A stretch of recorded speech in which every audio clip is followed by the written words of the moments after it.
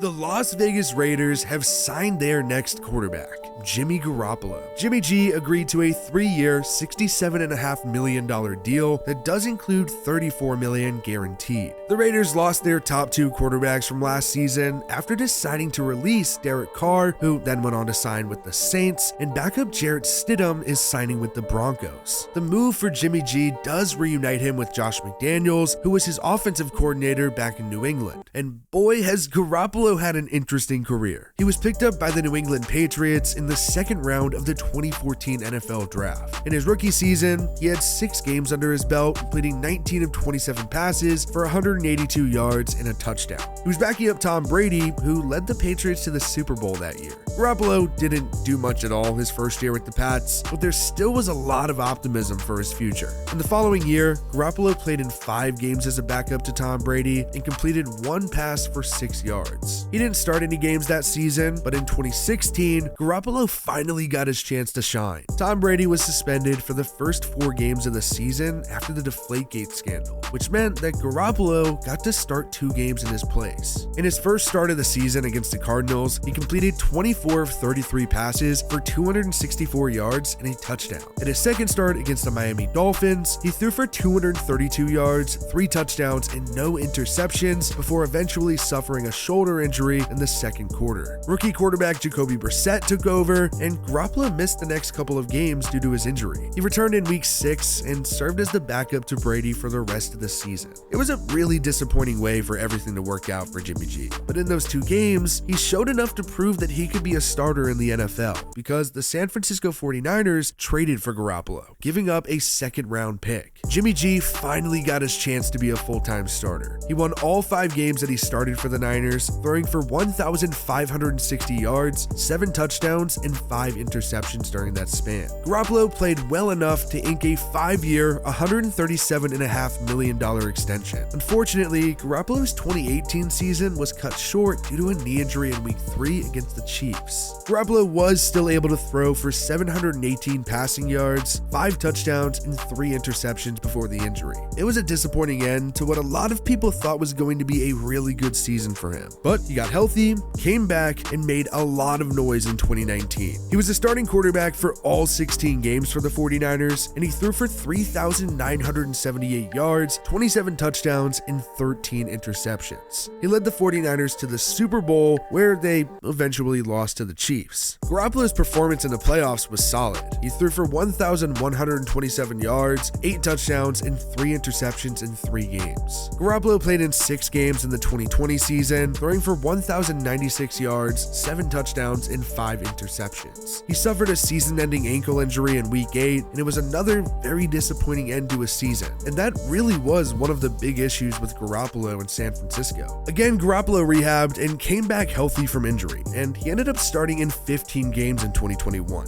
One of 2 seasons in his career, he started more than 10 games in a season. He ended up passing for 3,810 yards, 20 touchdowns, and 12 interceptions. The 49ers went 10-7 and made it all the way to the NFC Championship before barely falling to the Rams. Ahead of the season, I think San Francisco knew they needed to try to get an upgrade at quarterback, and that's why the Niners traded up to 3 at the 2021 draft to take Trey Lance out of North Dakota State. Lance got those other 2 starts for the 49ers in 2021, and he didn't play great, but the Niners were excited for his future and opted to really go forward with him at QB1. It seems like Garoppolo wasn't going to even be on the roster for the 49ers in 2022, but late in the offseason, Jimmy G decided to take a 1-year deal in San Francisco. Lance was the starter at the beginning of the year, but he ended up suffering a broken ankle in week 2, and it was suddenly Garoppolo's team again. He went 7-3, passed for 2,400 yards and 16 touchdowns to 4 interceptions, and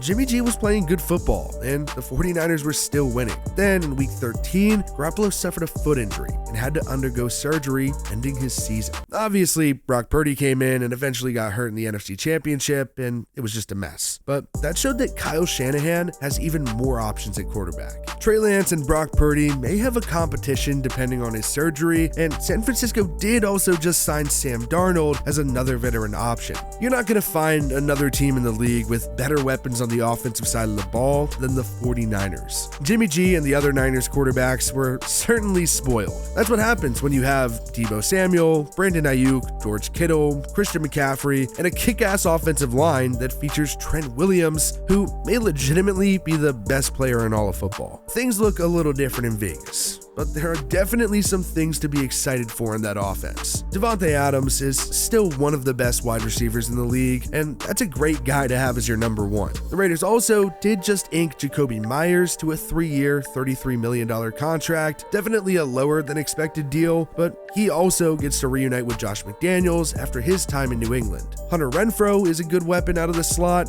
and Josh Jacobs was just franchise tagged to stay in Las Vegas after he led the league in rushing yards a season ago. The Raiders' offensive line also isn't bad at all. Colton Miller has turned into a pretty good left tackle, so there's plenty of optimism there. One of the big things to watch now is going to be what the Raiders use their 7th overall pick on. I think there was a big expectation that Las Vegas was going to go quarterback at this upcoming draft after releasing Derek Carr, but the signing of Jimmy Garoppolo makes that a bit more confusing. Jimmy G didn't exactly get bridge quarterback money, so who knows what the Raiders really want there. I honestly love the signing of Jimmy G by the Raiders. I don't think they overpaid for him, even if it's a good amount of money, but I honestly think it's a pretty manageable deal, so Vegas still does have the option to draft a quarterback and let them sit behind Garoppolo for a year or two to help them develop. I also think the discrepancy between Carr and Garoppolo isn't really that crazy, so at the very least, the Raiders did do a good job filling that hole that Carr left. I honestly think Garoppolo and this team could be pretty nasty. I know people hyped up this team last year for them to just fall flat on their face, but I think the signing could be extremely beneficial for both sides, and I do think they'll have some success next season. Of course, you have Jimmy G reuniting with Josh McDaniels, so there's already some familiarity there that should help with the transition, but Vegas also has some legit weapons that are going to be at his disposal. Let's just start with Davante Adams. Like I said earlier, he's insane. Last year, the Raiders went 6-11 and struggled, but Adams, he didn't. He still had 1,516 yards on 100 receptions with 14 touchdowns. I think once Garoppolo and Adams have some time to build chemistry, that connection could be nasty. Outside of Adams, Vegas has some studs. I love Hunter Renfrow. He's fun to watch and can definitely be a threat, and a new addition, Jacoby Myers, should help round out that wide receiver core. As a Patriots fan, I know a lot about Myers. Vegas got a good one in him. He might not be a touchdown magnet like some other guys, but best believe he'll find a way to get open from coverage in the open field and help Vegas move the ball. Even if the pass game gets disrupted by opposing defenses, which on paper seems like it would be hard to do, Vegas still has the ability to pound the rock as well. Josh Jacobs just had one of the best contract seasons I've ever watched. He proved his worth last season after rushing for over 1,600 yards, and Vegas franchise tagged him because of it. Jacobs is great. Last season, he almost averaged 5 yards per carry, so I don't really anticipate Vegas having trouble moving the ball on the ground or through the air next season. So